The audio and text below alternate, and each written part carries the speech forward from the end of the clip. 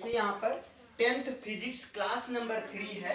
इसमें हम लोगों ने इसके पहले क्लास 1 और क्लास 2 में प्रकाश से संबंधित दो मुख्य घटना को हम लोगों ने पढ़ा है। एक तो प्रकाश का परावर्तन क्या है, एक प्रकाश का अपवर्तन क्या है। आज हम लोग देखने वाले हैं ये जो प्रकाश है ना, इसकी प्रॉपर्टी क्या है ना, यानी कि प्रकाश के गुण क्या हैं भाई, है क्या प्रकाश। तो जनरली आपको एक दो प्रॉपर्टी मैंने बताया था कि प्रकाश क्या होता है भैया, एक उस प्रकाशीय ऊर्जा है। आप कहते हो कि प्रकाश एक ऊर्जा है। प्रकाश क्या है, एक प्रकार की ऊर्जा है जिसे क्या बोलते हैं, आप कहते हो जिसे हम बोलते हैं प्रकाशीय ऊर्जा बोलते हैं, है ना। और आपने ये भी पढ़ा था जो प्रकाश की चाल होती है ना, जो प्रकाश की चाल होती है वो कितनी होती है, हाँ, प्रकाश की चाल, प्रकाश का वेग जो होता है 3 इंटू 10⁸ मीटर पर सेकंड होता है, लेकिन ये होता है निर्वात में। ये किस में होता है, निर्वात में, फ्री स्पेस में होता है ना। आपने ये भी पढ़ा था कि प्रकाश किसी भी माध्यम में चल सकता है। प्रकाश के गमन के लिए किसी माध्यम की जरूरत नहीं होती है। प्रकाश के गमन के लिए या प्रकाश के चलने के लिए किसी माध्यम की जरूरत नहीं पड़ती। आपने ये भी देखा था, माध्यम की जरूरत नहीं पड़ती है। अब यहां पर ध्यान से समझो, निर्वात का मतलब क्या है? निर्वात का मतलब होता है फ्री स्पेस, जहां कोई वायु नहीं है वहां भी प्रकाश चल सकता है। क्लियर है। अब देखो ध्यान से, जैसे एक पानी की पाइप होती है ना, जैसे क्या होती है, एक पानी की पाइप होती है। मान लो यहां से पानी आ रहा है, यहां से क्या है, ध्यान से समझना, यहां से पानी आ रहा है, फिर यहां से एक पाइप और ज्वाइंट कर दी जाती है ऐसे, ये सबके घर में रहता है। यहां से पानी आया, पानी घूम भी जाता है, घूम जाता है कि नहीं, और फाइनली पानी जो है यहां पर गिरने लगता है। समझ पा रहे हो ना। प्रकाश के साथ ऐसा नहीं होता है। अगर आप यहां से प्रकाश डालोगे तो प्रकाश यहां तक तो आएगा लेकिन घूमेगी नहीं, यहां तक भी आ जाएगा इसके सीध में, लेकिन प्रकाश घूमेगा नहीं। क्यों नहीं घूमेगा, आप करके देख लेना, किए भी होगे आप लोग। क्यों, क्योंकि ये प्रकाश की प्रॉपर्टी की वजह से प्रकाश जो होता है ना, एक सरल रेखा में गमन करता है। प्रकाश क्या होता है, एक सरल रेखा में गमन करता है। प्रकाश एक सीधी रेखा में गमन करती है। अभी ये समझ में आया, प्रकाश कैसे चलती है, एक सरल रेखा में चलती है। अब फिर दूसरा क्वेश्चन आया, आप लोग कभी ध्यान से देखे होंगे, है ना, प्रकाश जो होता है ना थोड़ा सा ऐसे लहराते हुए चलता है ना।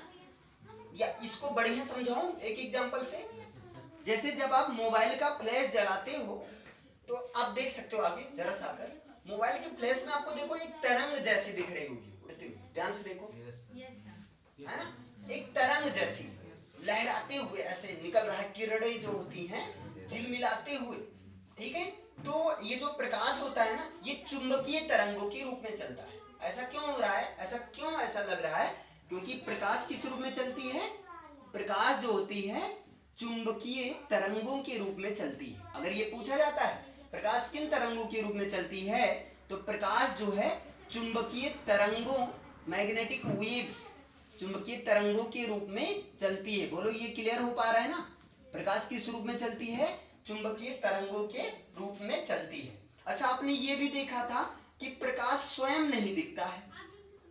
प्रकाश क्या होता है, स्वयं नहीं दिखता है। प्रकाश स्वयं नहीं दिखता है, तो कैसे दिखता है, प्रकाश स्वयं नहीं दिखता है लेकिन ये वस्तुओं को दिखाता है। अब कैसे दिखाता है, इसकी पूरी कहानी मैंने क्लास 1 में बढ़िया एकदम मास्टर बनाया था, उसमें याद आया। प्रकाश स्वयं नहीं दिखता है बल्कि ये क्या करता है, वस्तुओं को दिखाता है, बल्कि क्या करता है, वस्तुओं को दिखाता है। क्लियर है भाई, प्रकाश स्वयं नहीं दिखता है बल्कि वस्तुओं को दिखाता है, ठीक। अच्छा, प्रकाश जो हर माध्यम में चल सकता है, यहां तक कि निर्वात में भी, जहां वायु नहीं है वहां भी चल सकता है, ठीक है। प्रकाश, अब आपने इसके पहले वाले क्लास में यानी क्लास नंबर 1 और 2 में आपने देखा था कि जब कोई सतह चमकदार होती है, दूसरा पॉलिश युक्त होता है, तो चमकदार सतह से प्रकाश का होता है परावर्तन, लेकिन पारदर्शी सतह से प्रकाश का होता है अपवर्तन। सीधा ना जाकर अपने मार्ग से विचलित होने की प्रक्रिया को क्या कहते हैं? अपवर्तन कहते हैं, है ना। तो ये प्रकाश की प्रॉपर्टी है कि नहीं भाई, है ना। प्रकाश क्या होता है, देखिए जो प्रकाश होता है आपका चमकदार सतह से, प्रकाश जो है चमकदार सतह से परावर्तित होती है, यानी कि प्रकाश का चमकदार सतह पर परावर्तन होता है। प्रकाश जो चमकदार सतह पर क्या होता है? परावर्तन होता है, यानी कि वापस परावर्तित हो जाती है, वापस उसी दिशा में जाती है। क्लियर है? समझ पा रहे हैं इतना? अच्छा, इसके बाद अगर हम कह दें जब प्रकाश, ये तो चमकदार सतह पर, लेकिन यहाँ कंडीशन है दूसरा सतह क्या होनी चाहिए? पॉलिश युक्त तो होनी चाहिए। कंडीशन क्या है? दूसरी सतह जो होनी चाहिए, दूसरी सतह क्या होनी चाहिए? तो आप कहोगे दूसरी सतह होनी चाहिए भैया पॉलिश युक्त होनी चाहिए। बोलो इतना क्लियर है ना? लेकिन जब प्रकाश का दूसरी सतह पॉलिश युक्त ना हो तब क्या होगा? आप कहोगे वहां पर प्रकाश का अपवर्तन होता है ना। प्रकाश का क्या होता है? अपवर्तन होता है, यानी कि प्रकाश का एक पारदर्शी माध्यम से दूसरे पारदर्शी माध्यम में जाने पर क्या होता है? एक पारदर्शी माध्यम से, प्रकाश का एक पारदर्शी माध्यम से दूसरे पारदर्शी माध्यम में जाने पर, प्रकाश का एक पारदर्शी माध्यम से दूसरे पारदर्शी माध्यम में जाने पर क्या होता है? आप कहोगे अपवर्तन होता है। अब मैं एक आपसे मोटा मोटा पूछूं, भैया बताओ प्रकाश का परावर्तन कब होगा? तो आप कहोगे प्रकाश का परावर्तन तब होगा जब प्रकाश किसी ऐसे सतह पर गिरेगा जिसका एक सतह तो क्या है? चमकदार है, लेकिन दूसरा सतह पॉलिश युक्त है, तब वहां प्रकाश का परावर्तन होगा। प्रकाश का परावर्तन क्या है? तो भाई क्लास 2 और क्लास 1 में जाकर देखो अगर नहीं समझते हो। क्लियर है? अच्छा, जब प्रकाश एक पारदर्शी माध्यम से दूसरे पारदर्शी माध्यम में जाता है तो वहां क्या होता है? प्रकाश का अपवर्तन होता है, मतलब अपने मार्ग से थोड़ा सा विचलित हो जाता है। प्रकाश का अपवर्तन भी अभी कल ही मैंने बहुत अच्छे से बताया था। अभी इतना समझ पाए? बोलो इतना क्लियर है? अच्छा, तो हम प्रकाश देखते हैं, जो हम प्रकाश देखते हैं उसको हम क्या बोल सकते हैं? दृश्य प्रकाश बोल सकते हैं कि नहीं भाई? जो प्रकाश हम देखते हैं उसको हम क्या बोल सकते हैं? दृश्य प्रकाश बोल सकते हैं ना। जो दृश्य प्रकाश की तरंग दैर्ध्य होती है, दृश्य प्रकाश की जो तरंग दैर्ध्य होती है वो होती है 3900 एंगस्ट्रॉम से, 3900 एंगस्ट्रॉम से होती है 7800 एंगस्ट्रॉम तक होता है, 7800 एंगस्ट्रॉम तक होता है। अच्छा, एक एंगस्ट्रॉम बराबर क्या होता है? जरा सा बताओ सब लोग। एक एंगस्ट्रॉम बराबर क्या होता है बताइए? 10 की घात -10 मीटर होता है या क्या होता है? या आपको बताना, मैं नहीं बताऊंगा। मैं हिंट आपको दे रहा हूं। जैसे आप पढ़े होंगे एक नैनोग्राम बराबर होता है 10 की घात -में। अब आपको बताना एक एंगस्ट्रॉम बराबर होता क्या है। या पढ़े होंगे एक माइक्रोमीटर बराबर होता है 10 की घात -6। अब आपको बताना एक एंगस्ट्रॉम बराबर होता क्या है। क्लियर है? तो ये प्रकाश की तरंग दैर्ध्य होती है 3900 एंगस्ट्रॉम से लेकर 7800 एंगस्ट्रॉम। अब ये सब क्या है? तो ये सब क्या है भाई? प्रकाश की प्रॉपर्टी। अब आप कहो सर जी आप ये क्यों पढ़ा रहे हो? भाई चैप्टर का नाम क्या है? मेन प्रकाश है। चैप्टर का नाम क्या है? प्रकाश। तो कम से कम प्रकाश की प्रॉपर्टी क्या है ये तो जानो। सिंपल सा, प्रकाश एक प्रकार की ऊर्जा है, यानी कि प्रकाशीय ऊर्जा है। प्रकाश की चाल क्या होती है? 3 × 10⁸ मीटर पर सेकंड होती है, वो भी निर्वात में। प्रकाश का गमन, प्रकाश के गमन के लिए किसी माध्यम की जरूरत पड़ती है? अरे ये तो बात हो गई भाई, जरूरत नहीं पड़ती, किसी माध्यम की जरूरत नहीं पड़ती। प्रकाश एक सरल रेखा में गमन करती है, इसलिए प्रकाश को मतलब मोड़ा नहीं जा सकता है, घुमाया नहीं जा सकता है। क्लियर है? अच्छा, प्रकाश विद्युत चुंबकीय तरंगों के रूप में चलती है, ये स्वयं नहीं दिखता बल्कि वस्तुओं को दिखाता है। प्रकाश चमकदार सतह पर प्रकाश का होता है परावर्तन, लेकिन दूसरी सतह पॉलिश युक्त होनी चाहिए। प्रकाश जब एक समान पारदर्शी माध्यम से दूसरे समान पारदर्शी माध्यम में जाता है तब वो अपवर्तन होता है, यानी कि अपने मार्ग से भटक जाता है। क्लियर? दृश्य प्रकाश की जो तरंग दैर्घ्य होती है 3900 एंगस्ट्रॉम से 7800 एंगस्ट्रॉम तक होता है। बताइए इतना समझ में आया? इतना क्लियर है? देखिए यहां पर है आपका टॉपिक समतल दर्पण द्वारा प्रतिबिंब का बनना। तो समतल दर्पण का मतलब ऐसे एक नॉर्मल कांच वो भी पारदर्शी होना चाहिए। समतल दर्पण का मतलब क्या? एक पारदर्शी कांच जिसका दूसरा तल क्या हो? पालिश युक्त हो। जिसका क्या हो? दूसरा तल क्या हो भैया? पालिश युक्त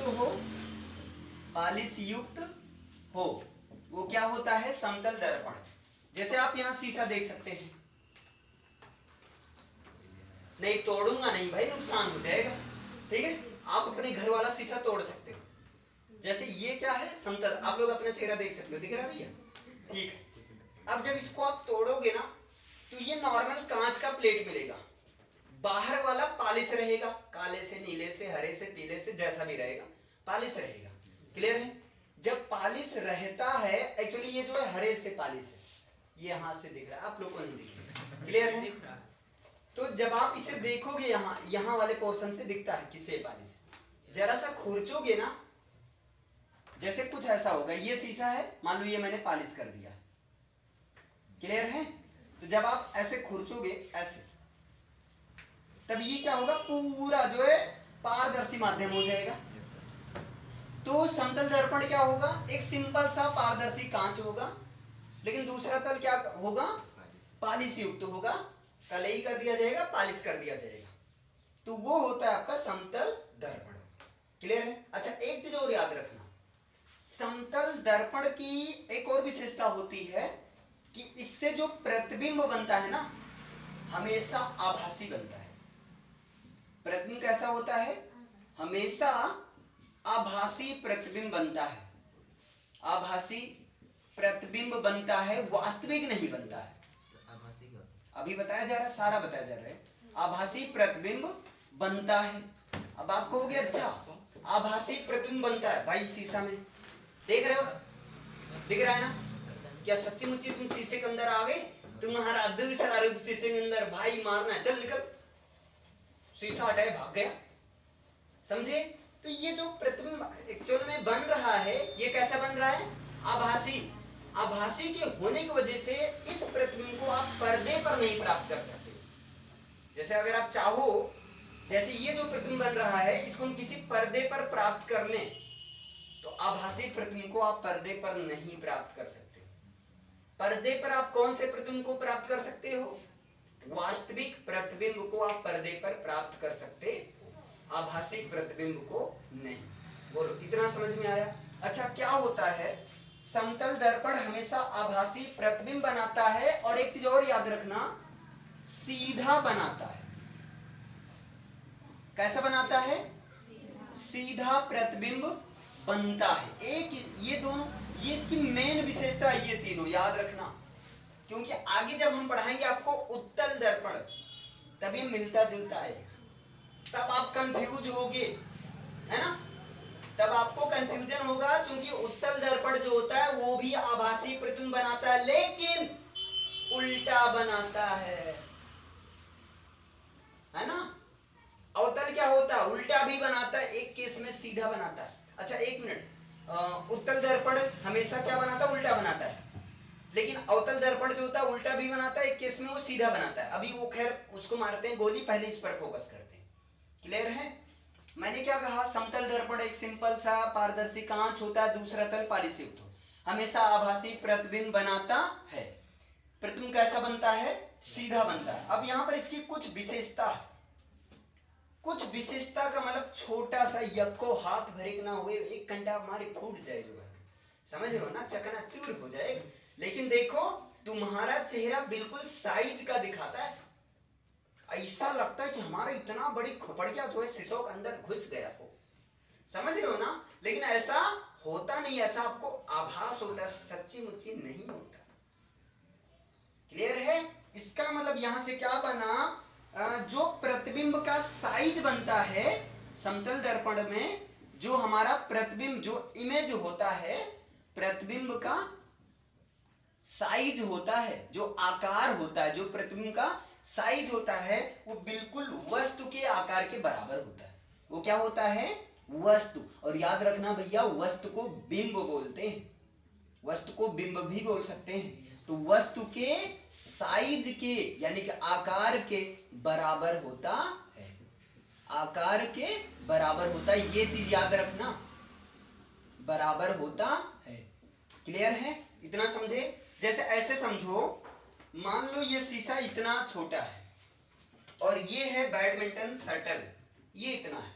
अगर आप एक निश्चित दूरी पर रखोगे तो पूरा बैडमिंटन शटल शीशे के अंदर दिखाएगा, बिल्कुल यही शेप में दिखाएगा। आप मतलब किसी का चेहरा इस शीशे के अंदर देखकर बता सकते हो उसका चेहरा एक्चुअल में असली में छोटा है कि बड़ा है, क्योंकि ये असली चेहरा दिखाता है और ऐसा आभास कराता है कि बिल्कुल उसी चेहरे जैसा। आप लोग देखो, बढ़िया एग्जांपल एक दूं, बुरा तो नहीं लगेगा। जो मेकअप का पिटारा होता है भाई, ऐसे समझो, कहां गया, जो मेकअप का पिटारा होता है ऐसे सांप जैसा होता है, बीच में छोटा सा शीशा लगा रहता है और इधर भाई पिटारा में आराम से पाउडर वगैरह भरा रहता है। समझ रहे हो ना? समझ रहे हो कि नहीं? उसमें छोटा सा शीशा रहता है, तो हम लोग कैसे देखते हैं? छोटा सा दूर से करके चेहरा दिख जाता है ना? तो क्या होता है, जब चेहरा दिखता है तो आपका इतना बड़ा चेहरा मान लो, तो उसमें इतना ही बड़ा तो चेहरा करके दिखता है। ये चेहरों का साइज छोटा शीशा है, छोट के हो जाता है। बोलो, चेहरों का तो साइज वही रहता है ना? हाँ, छोटा शीशा थोड़ा एडजस्ट करना पड़ता है, थोड़ा दूर रखना पड़ता है, बाकी साइजिया तुम्हारे चेहरे ही जैसा उस शीशे में दिखाता है, चाहे वो छोटा हो। भाई ये देखो, बड़ा है, आराम से देख रहे हैं। अभी मान लो छोटका होता है, इसे दूर से देखते तब पूरा साइज का दिखता। जब चेहरा पूरा साइज का दिखता तब हाँ एकदम हीरो बनते हो, गजब क्या हीरोइन बन गए एकदम। समझ रहे हो ना? बिल्कुल इस तरीके से रहता है, यानी कि जो प्रतिबिंब का साइज होता है वो वस्तु के साइज के बराबर होता है। और भाई देखो, यहाँ पर ये शीशा रखा है, दौड़ते हुए आ रहे हैं, इसमें भी ऐसे लगता है उधर से दौड़ते हुए मारे हैं, इसमें ऐसे मारे, उधर भी एक आदमी ऐसे मारता है। हमारा दूसरा रूप नहीं समझ में आया? समझ में आ रहा है ना? ये चीज एकदम मतलब, इसीलिए मैंने शीशा मंगवाया। आप जब घर पर जाना ना, ऐसे देख देख कर याद कर लेना। अच्छा, प्रतिबिंब बिल्कुल वस्तु के आकार के जैसा बनता है। और कैसा बनता है? प्रतिबिंब दर्पण में जितना पीछे, यानी कि हम ऐसे समझो, जैसे ये आपका मान लो क्या है, समतल दर्पण। अगर हम 10 मीटर दूर खड़े हैं तो प्रतिबिंब भी 10 मीटर दूरी पर ही बनता दिखाई देगा। अगर मान लो हम 5 मीटर के हैं तो प्रतिबिंब भी 5 ही मीटर का बनता हुआ दिखाई देगा। समझ पा रहे हैं ना? अगर हम इधर से आते हुए दिखाई दे रहे हैं तो प्रतिबिंब भी भागता हुआ आता हुआ दिखाई देगा। समझ पा रहे हो ना? यानी कि प्रतिबिंब, अगर हम दौड़ रहे हैं तो उधर से हमारा इमेज भी दौड़ता हुआ आएगा, ऐसे उधर भी ऐसे। समझ रहे हो ना? बिल्कुल ऐसा। अगर हम मान लो 5 फुट के तो उधर ही शीशा 5 फुट के दिखाई, भैया 5 फुट के शीशा ना है लेकिन 5 फुट के आदमी दिखाई दे। समझ रहे हो ना? है ना? ये सब कमाल है समतल दर्पण का। सब फिजिक्स है, साइंस है, भौतिक विज्ञान है। तो यानी कि यहाँ से क्या पता चला, आप यहाँ पर लिख सकते हो कि नहीं, प्रतिबिंब जो समतल दर्पण में प्रतिबिंब उतनी ही दूरी पर बनता है। कितनी दूरी पर? बोलो, जितनी दूरी पर वस्तु होती है। प्रतिबिंब उतनी ही दूरी पर, उतनी ही दूरी पर, उतनी ही साइज का, उतनी ही साइज का। क्लियर है? उतनी ही साइज का, उधर ही आता हुआ, उधर ही आता हुआ, ठीक है, बनता है, बनता है। जितनी दूरी पर वस्तु होती है, जितनी साइज की वस्तु होती है, जिधर से, यानी कि इधर अभी हटा दो, अभी तो समझे, प्रतिबिंब उतनी ही दूरी पर, उतनी ही साइज का बनता है जितनी दूरी पर, जितनी दूरी पर वस्तु होती है। जितनी दूरी पर क्या होती है? वस्तु होती है। जितनी साइज की वस्तु होती है। जितने आकार की, जितनी साइज की वस्तु होती है, बोलो समझ पा रहे हो ना, जितनी साइज की वस्तु होती है, ठीक। और देखो, और एक चीज और है, यहां पर बनता है भाई पार्श्व प्रतिबिंब बनता है। क्या होता है? पार्श्व प्रतिबिंब बनता है, मतलब हमारा दायां हाथ बाएं तरफ हो जाता है, बायां हाथ दाएं तरफ हो जाता है, लेकिन जल में ऊपर वाला नीचे हो जाता है। कभी जल में अपना प्रतिबिंब देखना, ऐसा लगेगा जल में नीचवा से खड़े हो, नहीं समझे? कभी जल में जाकर जल के पास, तालाब के पास अपना प्रतिबिंब देखना, तो वहां पर दाएं बाएं हाथ नहीं चेंज होता है, वहां पर ऊपर वाला प्रतिबिंब नीचे, नीचे वाला ऊपर। ऐसा लगेगा तुम तो जमीन पर खड़े हो, लेकिन तुम्हारा जो प्रतिबिंब दिख रहा है वो जमीन, वो पानी के नीचे वाले से खड़ा है। ठीक है, समझ पाए ना? तो यहाँ पर जो प्रतिबिंब होता है वो कैसा बनता है? पार्श्व प्रतिबिंब बनता है। अब ये थोड़ा सा कम समझ पाए होगे ना, पार्श्व प्रतिबिंब बनता है। अब पार्श्व प्रतिबिंब का मतलब क्या है? पार्श्व प्रतिबिंब का मतलब ये है, जब हम दर्पण में अपना चेहरा देखते हैं तब हमारा दायां हाथ बाईं तरफ दिखाई देता है और बायां हाथ दाईं तरफ दिखाई देता है। आप लोग देखो यहाँ पर, ऐसे हाथ दोनों ऊपर करो। जब ऐसे हाथ ऊपर करोगे ना, तब शीशे में, हाँ कोई करो भाई, तो क्या होगा? दायां हाथ किधर दिखाई देगा? बाईं तरफ, और बायां हाथ दाईं तरफ। क्लियर है? जैसे हम ऐसे खड़े हैं, ऐसे खड़े हैं, तो ये हमारा कौन सा हाथ है? दायां हाथ। लेकिन अगर यहां से देखेंगे, ऐसे घूम जाओगे आप ना भाई, नहीं समझ पाएगा। अगर हम शीशे को ऐसे देख रहे हैं तब हमारा क्या सीधा दिख रहा है, लेकिन अगर हम जैसे देखो, हम शीशे को ऐसे देख रहे हैं तो बिल्कुल दायां हाथ मुझे मेरे हिसाब से दाएं तरफ दिख रहा है, लेकिन मान लो मैं शीशे के अंदर घुसकर देखूं, तब ये जो दाहिना हाथ है कहां चला गया? नहीं समझे? समझ पाए? नहीं समझे भाई, ये शीशा हो गया महाराज, ठीक। ये देखो कहां दिखेगा? आप लोग घर पर प्रैक्टिकल ऐसे कर रहे हैं ना, ये हमारा कौन सा हाथ है? ये कौन सा हाथ है? दायां। और जब इधर जाएंगे शीशे के अंदर घुसकर, तो क्या हो जाएगा? आप लोग प्रैक्टिकल करना, तब समझ में आएगा। ऐसे शीशा नहीं दिख रहा, बीच में मैं आ जा रहा हूँ कैमरे के सामने। खैर अभी समझ में आया, ये करके देखो। क्लियर है? इसे कहते हैं पार्श्व में बदल जाते हैं, और इस प्रक्रिया को कहते हैं पार्श्व उत्क्रमण कहते हैं। पार्श्व प्रतिबिंब बनने की प्रक्रिया को क्या कहते हैं? पार्श्व उत्क्रमण कहते हैं। अब कोई अगर पूछ ले पार्श्व उत्क्रमण क्या है, तो आपको सीधा बताना है, जब हम शीशे में देखते हैं तो हमारा दायां हाथ बाईं तरफ बनता हुआ दिखता है और बायां हाथ दाईं तरफ। लेकिन जब हम जल में खड़े होते हैं तो हमारा ऊपर वाला पोर्शन नीचे की तरफ, नीचे वाला पोर्शन ऊपर। मतलब जब जल में खड़े होते हैं तो ऐसा लगता है कि हम जल में अंदर से खड़े हैं। क्लियर है? ये चीज आपका बनता है। बताइए, इतना समझ में आया? अच्छा, यहां पर आप एक इमेज ऐसे बना सकते हैं। ऐसे देखो, ये आपका कौन सा प्रतिबिंब है? अरे कौन सा दर्पण है? समतल दर्पण है। अगर हम 10 मीटर की दूरी पर होंगे, 10 मीटर की दूरी पर हैं, तो वस्तु भी कितनी दूरी पर बनेगी? हाँ, वस्तु भी 10 मीटर की ही दूरी पर बनेगी। इतना क्लियर है? इतना समझ में आया? मतलब अगर ये वस्तु, ये मान लेते हैं वस्तु है, और ये मान लेते हैं भैया कौन है? प्रतिबिंब है। क्लियर है ना?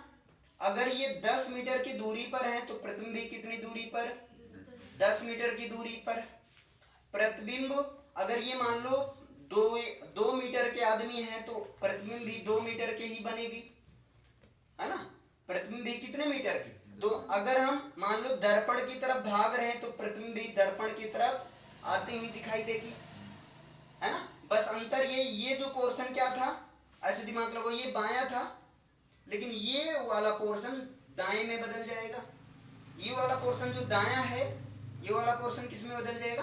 बाएं। मतलब लगेगा, ऐसे नहीं बदल जाएगा एकदम से, आभास होगा, आभासी प्रतिबिंब बनता है ना, तो यही अंतर होता है। अभी ऐसे देखो, ये भाई ऐसे जा रहा है, ये बायां और ये दाएं। जब ये आया ऐसे घूमा तो ये एक्चुअली दाएं वाला ऊपर नहीं चला जाएगा। क्लियर है? समझ में आया? तो आप ये इमेज आप बना सकते हो। प्रतिबिंब अगर आप शीशे की तरफ भाग रहे हो तो प्रतिबिंब भी शीशे की तरफ भागता हुआ दिखाई दे। अगर आप शीशे से दूर भाग रहे हो तो प्रतिबिंब भी दूर भागता हुआ नजर आएगा। मान लो इसे पीछे भाग रहे हो, तीसरी आंख खोल के देख रहे हो, प्रतिबिंब कहाँ है तो दिखेगा। ठीक है, समझ पाए ना? तो चलिए इसे लिख लीजिए, या जो मैं क्वेश्चन बोलता हूँ इसे लिखिए पहले। अब यहाँ पर देखिए गोलीय दर्पण है, भाई ध्यान से समझो, गोलीय दर्पण, गोला से बना हुआ दर्पण। अच्छा ऐसा बात है, मतलब एक गोला था, हाँ एक गोला था, ध्यान से समझो। गोलीय दर्पण का मतलब क्या है? गोले से बना हुआ दर्पण। अच्छा एक गोला था, गोले को काट दिया गया, गोले को काट दिया गया। सर जी अगर हम 20 से काट देना, काट दो भैया, कौन रोका? हम 20 से नहीं काटेंगे, हम तो यहाँ किनारे से काटेंगे, कौन रोका है? काटो ना, कोई दिक्कत नहीं। अब गोले को इधर से काटे तो ये पोर्शन बना, देख रहे हो ना, ये पोर्शन बना, देख रहे हो भैया, ये पोर्शन बना। गोले को इधर से काटे तो आपका कौन सा पोर्शन बना बताइए? आपका एक पोर्शन तो ये ऐसे बना, पोर्शन इस तरह से बना कि नहीं, है ना? अगर इधर से काटे तो यहाँ पर कौन सा पोर्शन बना? ऐसा बना। समझ पा रहे हो ना? ये कैसा बना? ऐसा बना। जब ऐसा बना तो ये देखो, अगर हम बाहर से ऐसे पालिश कर दें तो अंदर वाला तल चमकदार हो जाएगा ना। तो भाई दर्पण तो है ही, अल्टीमेटली दर्पण का मतलब क्या होता है? जिसका एक तल पालिश हो, दूसरा तल चमकदार हो। अच्छा एक हम ऐसा कर सकते हैं कि भाई बाहर ठीक है अंदर वाला तल पालिश कर दे। एक ऐसा हम कर सकते हैं जहां पर अंदर वाला तल पालिश कर दे। आप करो नहीं नहीं हम तो गोले को ऐसे काटेंगे, इतना बड़ा बड़ा करके जो है ऐसा, कोनो बात नहीं है ना। जब ऐसा काटोगे तब भी तो दो ही तरह का तो शेप मिलेगा। एक में मैंने बाहर से पालिश कर दिया और एक में, अरे रुक जाओ, एक में मैंने क्या किया? अंदर से पालिश कर दिया। ये समझ पा रहे हैं ना? अब करो ऐसे काटा गया तो समझ पा गए ना? यानी कि गोलीय दर्पण का मतलब क्या? गोला से बना हुआ दर्पण। यानी कि जब किसी गोलीय दर्पण को, जब किसी गोलीय दर्पण के खोखले गोले को, याद रखना, जब किसी खोखले गोले के कटे हुए भाग को, जब किसी खोखले गोले के, लेकिन ये कैसा होना चाहिए? पारदर्शी होना चाहिए। जब किसी पारदर्शी खोखले गोले के कटे हुए भाग को या कटे हुए भाग के एक तल को पालिश कर दिया जाता है, तो भाई पालिश करने का दो तरीका होगा। एक तो हम बाहर के तल को पालिश कर दिए, और एक हम क्या कर दिए? अंदर के तल को पालिश कर दिए। समझ पाए ना?